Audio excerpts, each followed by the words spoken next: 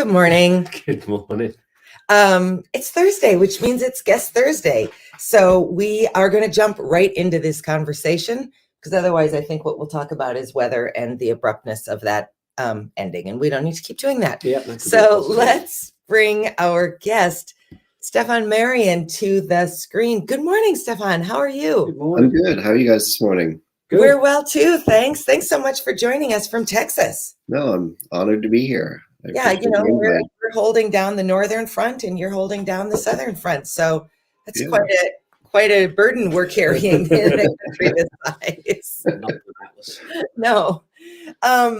So you work for an organization called Real Deal, which is an alternative housing system for people going through sobriety. And we'll get to that because I think that the story and the work is really interesting. But let's start with your journey, because when you and I had a conversation, I was really fascinated to just hear the way that you ended up where you ended up. So take us back to wherever you want, Stephan, and we'll just be along for the ride. Sure. So, substance use has been a part of my life, whether it's alcohol or drugs, since I was in grade school, honestly, 7th, 8th grade. Kind of ran the full gambit of trying new things and experimenting with different drugs. And eventually it was the painkillers that brought me to my demise. And it was kind of on the back end of being in the Canadian healthcare system, where it took me a year and a half to get into a shoulder specialist. And the whole time I'm being prescribed OxyContin. And, what we know about OxyContin is that the effectiveness is very short-lived. So you have to continue to increase dosages on it. So it took me a year and a half to get in. It took me another year to get an MRI. And then for 4 years, the surgeon told me I was nothing but a lazy liar and I had frozen shoulder. Much to the dismay of my parents and everybody around me, they, because what it looked like on the outside is we just have this addicted person who's addicted to painkillers, and everything he says is false, right? Including this, it probably looked like I was just trying to continue to stay on my painkillers. At the end, when I was going to have my sets of surgeries, I was prescribed 240 milligram OxyContins a month with the highest dose fentanyl patches as well. Jesus. And not even touching my pain, right? In a constant state of pain. And I was a union boilermaker. I'm working in the refineries. I'm literally having to walk around holding my sleeve with my arm because I can't use it. Climbing up towers, working inside of towers, doing all of that work. Well, on this, and just on an unbelievable amount of OxyContin. When I had my shoulder replacement, I had to go to treatment for 30 days to lower my the threshold of if painkillers could work or not. Because the surgeon said he wouldn't have been able to keep me under, and they wouldn't have been able to control the pain in my surgery. So I had to go to treatment for 30 days knowing that I was going to have my shoulder surgery and then have to go right back on opiate painkillers. That's when I had my replacement done. Wow. That's terrible. Very terrible. Very terrible. And can I just say, congratulations on figuring that out or getting past. I mean, that's astonishing. Mm-hmm. You would never say to someone else addicted to something, let's get you off it because we're going to put you right back on it. Good luck. You're going to treat your addiction, and then we're going to get you lit up, and you're going to become addicted again, right? Right. I finally convinced my father to come along on one of the appointments in Canada because nobody believed me. They just thought it, frozen shoulder. He came along on the appointment and saw what the doctor was saying. 2 weeks later, I saw an orthopedic surgeon in Michigan, and 2 weeks after that, I had my first arthroscopic surgery. My whole shoulder was encapsulated in scar tissue. like all the way down to the elbow. I had bone shards all the way down, like throughout my whole upper arm. I had avascular necrosis in my shoulder, meaning like there was no blood getting to parts of my shoulder, and the bone was dying off. And then add, osteoarthritis on top of it. I ended up having a couple arthroscopic surgeries and eventually had my shoulder replaced in Chicago. Yeah. Because the Canadian health system just wasn't cutting it. Had my shoulder have been dealt with years before, it may not have had to have been replaced. Yeah.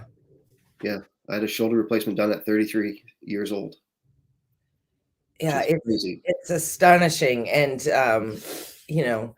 this is not a conversation about the merits of Canadian versus American care, but it's easy from an American perspective, particularly married to someone who has a socialized healthcare background from England, to say, man, ours is screwed up and that is the way forward. And you are clearly an example of somebody who fell horrifically through the cracks of socialized medicine. I mean, there's just no other way to look at it. Even treatment in Canada for substance use disorder we just don't have it there like we do here, right? Because it's a socialized system. Yeah, it's entirely different. Like I remember trying to get into a treatment center in Canada and being told like I had to have 30 days clean, and I'm just like, how on earth am I supposed to do that? If I could get 30 days clean, you wouldn't need to go. Logically, I would assume that I probably didn't need to go. And that was back then. Obviously, our understanding of treatment and the continuum of care has changed greatly in the last 12 years, 13, 14 years, right? But back then, it didn't make any sense to me. Yeah. So were the Canadians at the time lumping an addiction in with mental health? No, I wouldn't say that. I don't think it was much different than here in the approach back 12 years ago, where addiction was addiction, mental health was mental health, and dual diagnosis wasn't even a catchword.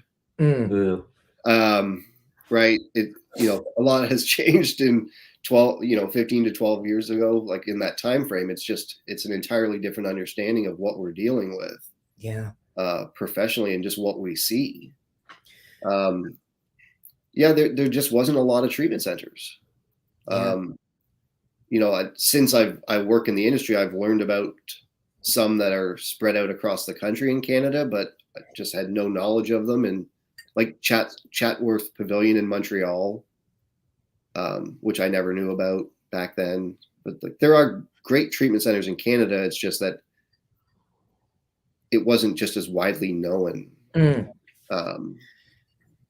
Well, I do think that is based on past guests that we've talked to. Like I'm thinking about a woman named Joanna Conti, who his daughter was in the throes of addiction multiple times, in and out of treatment, and her mandate after going through this with her daughter was just, we have to do a better job of helping people not just know about treatment centers, but know what are the pros and cons of this particular treatment center, and what will most serve your individualized needs. So if you're a transgendered person, maybe you don't go to a run-of-the-mill treatment center because they may not be able to deal with the complexities of that, or all these different issues. And I'm sad to say you are not the first person we've talked to who was told, well, you need to be sober for 30 days and then come back. And these were all American stories. So I think that the story I'm thinking of also happened about 15 or 20 years ago. So I'm hopeful that it's better everywhere. But that's the most crazy thing. That's like saying to a cancer patient, cure your cancer and come back for radiation. Yeah, exactly. It doesn't make any sense. Yeah, it's nonsensical. Yeah. Because everybody would fix themselves if they could, of all the things that derail us. Yeah, everyone could just read like I'm okay, you're okay, or one of the other self-help books, and we'd be good to go. Right. Yeah. Right? Yeah, the 80s, the dream of the 80s self-help book series that all came out would have all rung true, and we would be better off as a society, but it's just not what happened. No, it's not. It's not.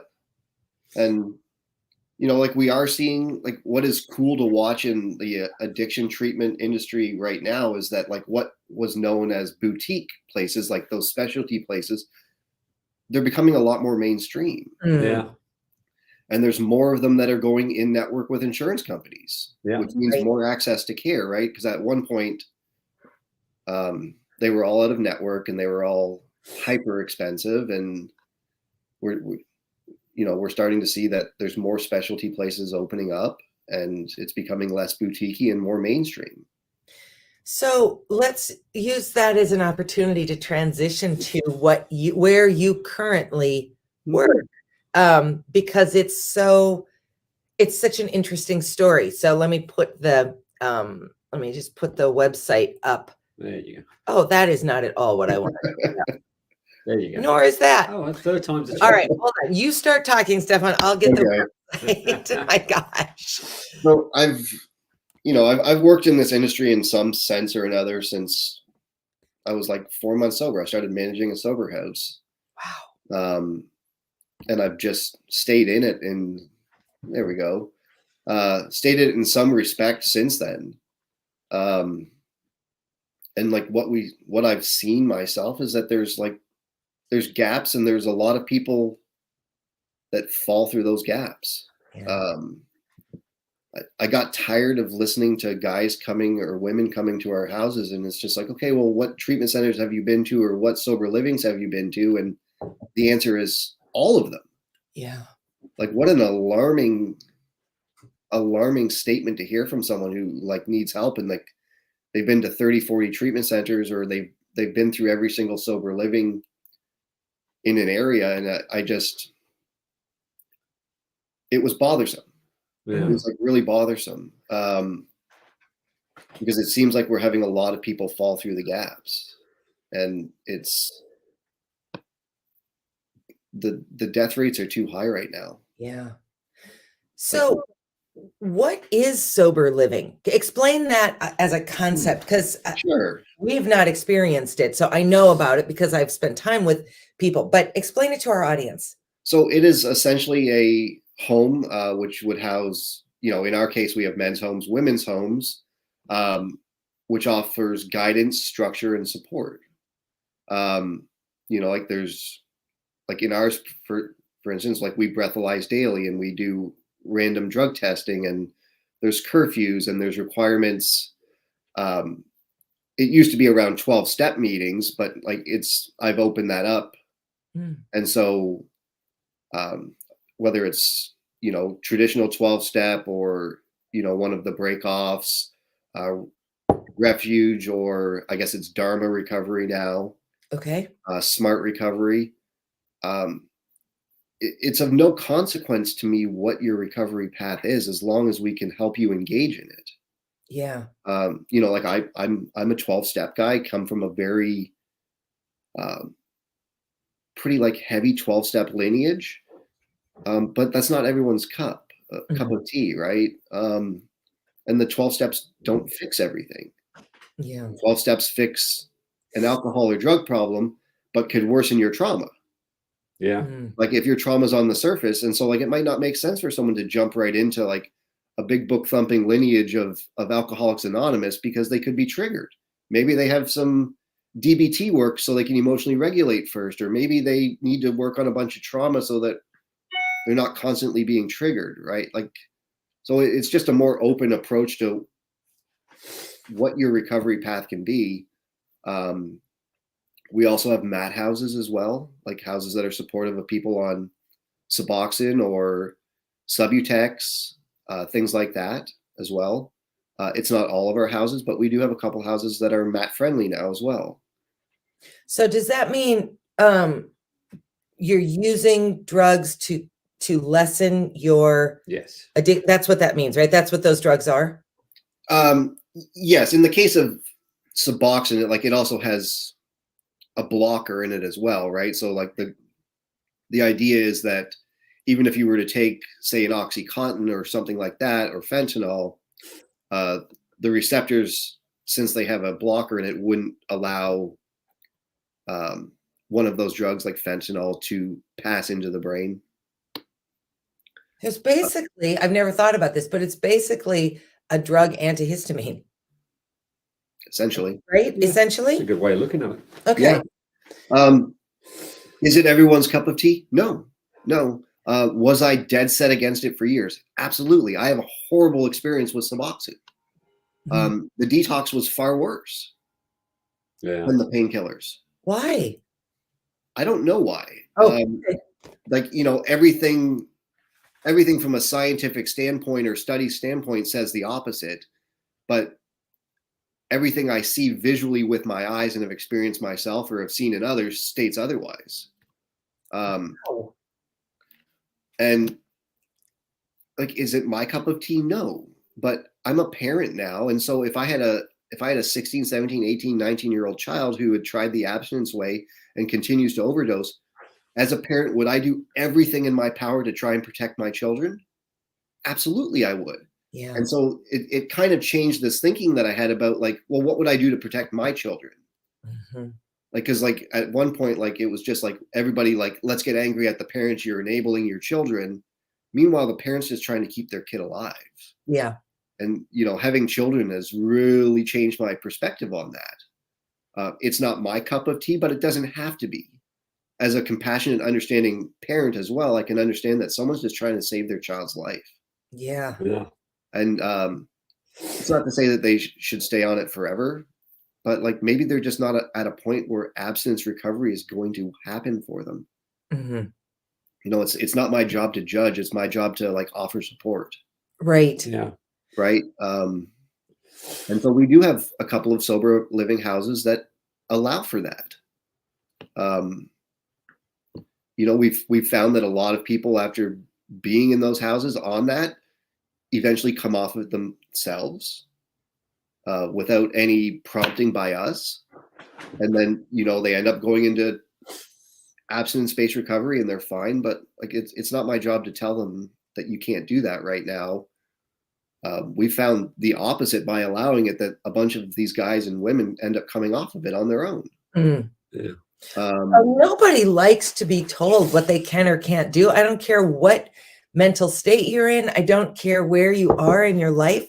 I rarely find an adult who says, you know what I want? I want you to just tell me what to do because I can't figure it out. Right. I Yeah. mean, why would we be surprised that someone who's got an addiction is any different than anybody else? The minute you tell me I can't do something, that's the only thing I really want to do. Right. And like, obviously, like there has to be, like, there's a very fine line to walk in that, right? Like we can't just be so nonchalant about what we're saying or what we're supporting that we just allow people to do this, to, you know, to continue on their drugs, like it's somehow justified. But, you know, as a path of recovery in a highly structured environment, it can make sense. Yeah. For sure, it can make sense. So I think I know the answer to this, but a sober living house comes post treatment, correct? Or Sometimes can you go straight to sober living? you can. Oh, you can. Okay. Is it ideal? No. Do we have success stories doing that? Yeah, absolutely. Especially if someone's been to treatment a bunch of times before. Yeah. Oh, Like, do you need to go sit in a treatment center for the 14th time? Or do you just need to go and detox and hit the road running? And it could be either, right? It depends on your story and what co-occurring issues you have or what you're currently facing. Sometimes it makes sense that like I don't need to go back to treatment. Like, especially for like people that are big 12-step people, like a lot of them are just like, I just need to get back into the rooms and, you know, get back into my step work and hit the ground running. And in those cases, it's great. But like if someone's like emotionally dysregulated and they have a bunch of other issues going on, like it probably better you go to treatment first, right? Go and stabilize somewhere for 30, 45, 60 days, then use sober living and maybe an intensive outpatient program or a partial hospitalization program as part, as your continuum of care. But Go ahead. Sorry. No, you go. It's it's just an environment with a set of rules to help keep you moving down the path in the correct direction, right? Like that's essentially the goal of a sober living. So one of the things that we've heard some people talk about, and I'm really curious to hear your thoughts on this, particularly as someone who did figure out how to set this addiction aside in your own life. What's the efficacy of 30, 45, 60 days in treatment, then however long you're in sober living, and then all of a sudden you are back in the real world where all of those triggers, all of those substances are pretty readily available again, and you're back maybe in your old habits, in your old life. How do you see that working? Because it feels from a, I don't know anything perspective, like you're in a bubble and the bubble pops and you're just on your own. Yes, it can absolutely seem like that for sure. We try to yes, we have absolute rules in the house. But we're also not trying to be so restrictive that it's not mimicking part of real life either, right? And like you talk about the efficacy of it, and like I think the first thing we have to do is redefine what success is. Like that has to be the key, right? Traditional success is like you stay abstinent or you fail, right? And every time you're not abstinent, it's a failure. Yeah. Right? Like this is an inherent problem. It's shaming. It causes like unbelievable shame, depression, and a bunch of other things. And I'm not saying that we should cheer every time somebody relapses. That's not it. But like what I am saying is like the length of your relapses, have they become shorter over time? And the time frame between them, is that growing longer? And if that's the case, then like we are on a successful path. Does it look like your traditional, like you stop using and like any relapse is considered a failure and you reset your sobriety date and you have to start all over? Sure, that's part of an abstinence-based program, but like we can't define success in that same way, right? In a way that's healthy for people on that path. Like you have to look at this like long term. Yeah. We know that relapse happens in most cases. We know that, right? So if we stop calling it a failure and like, I'm not saying relapse has to be a part of people's journey. I know people that they were one and done and it's amazing. I'm glad that they didn't have to go through the turmoil and the pain that some of the other people did. But we need to start readdressing how we word this and the labels we put on people around this.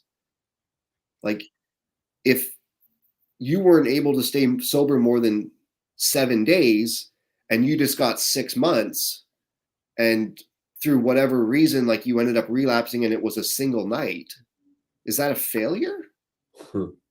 Right? Or is that like marked progress, like incredible marked progress?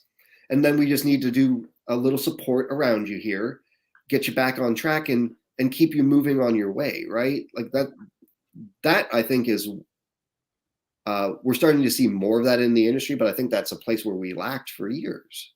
Yeah.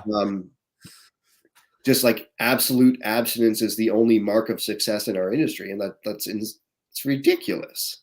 It's completely ridiculous to me. Well, it's such an unfairly high metric that nobody else is expected to live by. Right. So if you lose a bunch of weight and you put the weight back on, Oh, but it takes 10 years to put the weight back on. Well, okay, it's the same model, but we don't throw those people away No. or tell them that they are just doomed to be failures. It's been so illuminating. So I would say it's about a year since we first had someone come to us and say, look, if you get a 95 on a test, does someone say to you, well, you didn't get 100, so you may as well have gotten a 0, you're a loser, go back to the beginning. But if you get 95 out of 100 days sober, you have to go back to 0 in an AA model.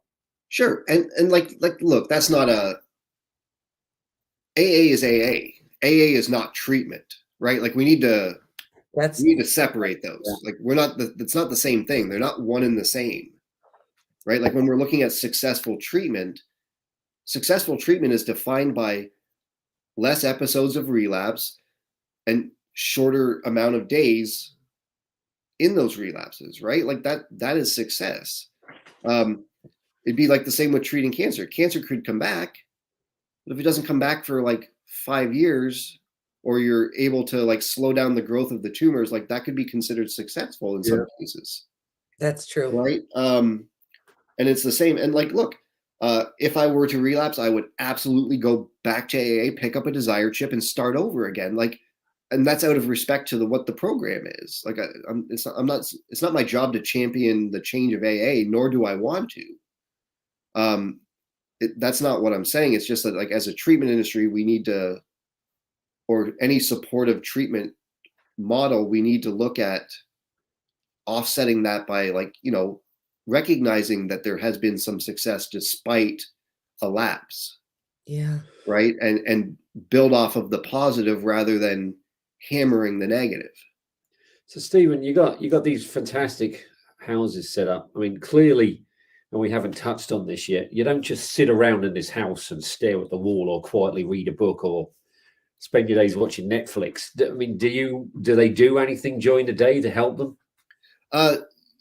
Yeah, like if you're not in school or in like some level of outpatient care, like you're required to get a job within 30 days. Right? Like you have to start integrating back into society at some point. Are there cases where we allow more leniency in that? Of course, right? Like, of course there are.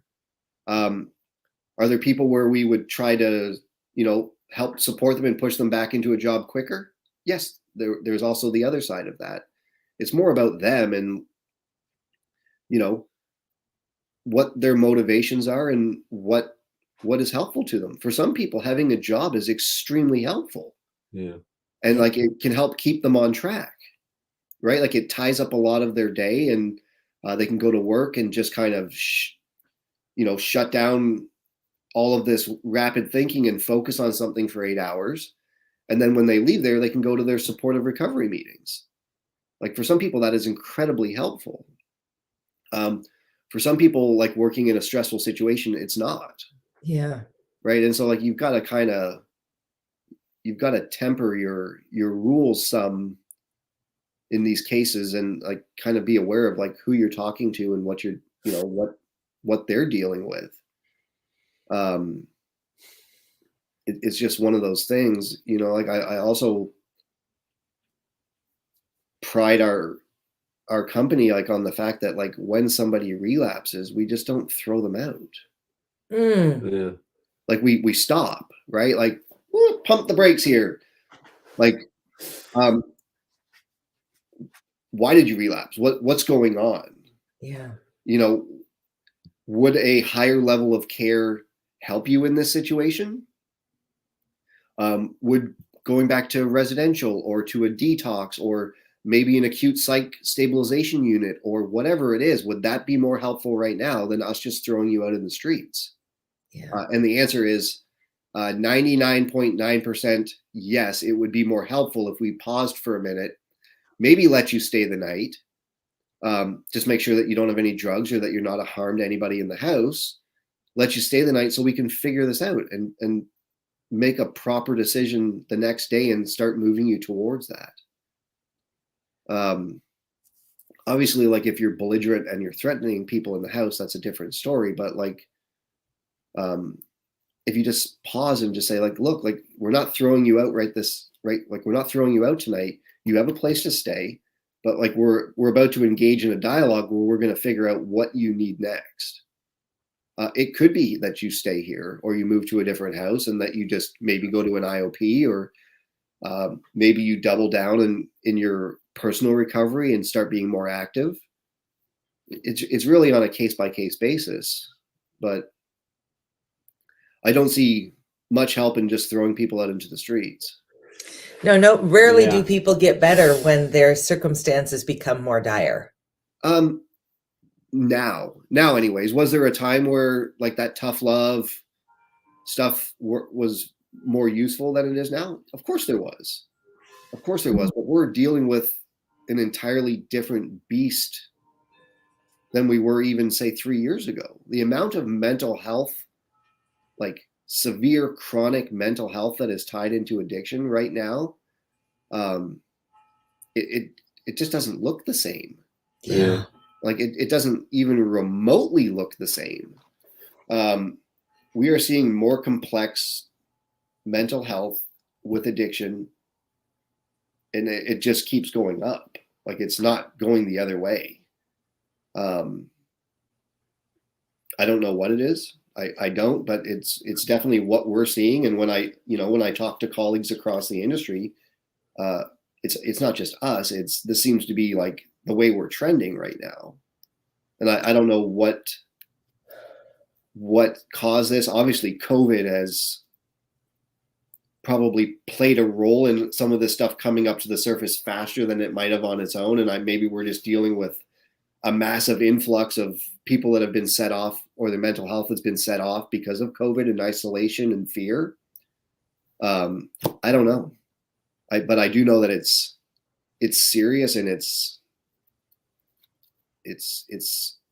in so much of everything that we deal with now. So unless Maz has other questions for you, I just have one more question, and I don't have any idea what you're going to answer it with, but how in the world do you show up and do this work every day? Yeah. It feels, from an outside perspective, really daunting, hopeless and daunting. How do you do this? Yeah, that's it's a really good question, right? Like, obviously, like, there's some inherent part of me that wants to help people, right? Like, that has to be the driving force behind all of this, right? And like, there has to be some force inside of me that's also saying that, like, I don't necessarily agree with the status quo of what's been going on and want to make a change, like, right? Like, I have to believe both of those things in order to continue to show up at work. Yeah. I spend a lot of time talking with families, re-coaching families around like some bad advice they've been given in the past. I love talking to the families. I like empowering families. And I like talking with the men and women that come through our programming. Cases like where everyone essentially has given up on them, and then they string together like 9, 10, 11 months of sobriety. Like, that's really, really the thing that keeps me coming back, is like, I'm sure I was once labeled hopeless multiple times, probably. I went to treatment 7 times, all of which were in the States. But I think it's when, someone's been told that they're hopeless, the family's been told just to like kind of, lock your doors and just ignore them. And, we're able to, like, through some compassion and understanding and maybe looking at it a little differently, able to get through to them. And it's by no means me. Like, I have an incredible team of people that work around me. Like, that they're just fantastic. Right. And when we get through to somebody like that, and like, you can see success on someone who's been deemed a failure their entire life, like, that's what keeps me going. Yeah. Right. Or like, where everyone's just scratching their head, and you stop for a minute and like you help find them the proper resource for whatever they need. And like the family like finally feels like some sense of relief after 10 or 12 years of dealing with this, and nobody's ever pointed them in the right direction. Mm. Those are the things that I love. Those are the things that keep me coming back. It's been a wild week at work. It's like absolutely been a wild week with like dealing with some very tough clients, but like they're guys that we have seen marked improvement, and like they've been clean for like a considerable amount of time.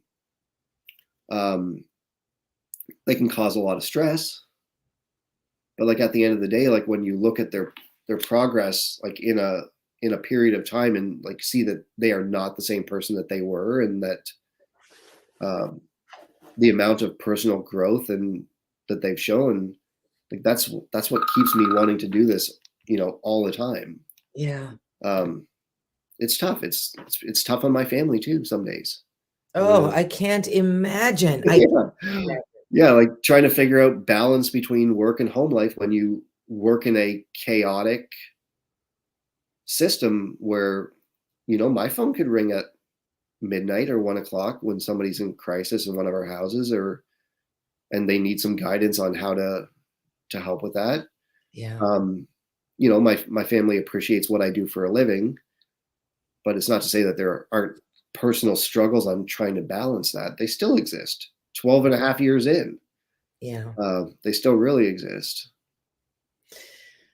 Well, gosh, this has been really illuminating. Like I said, we haven't talked to anybody who works in this specific piece of this work. So thank you for sharing your own story and the way that this is a piece of this much longer, larger journey called addiction. Yeah.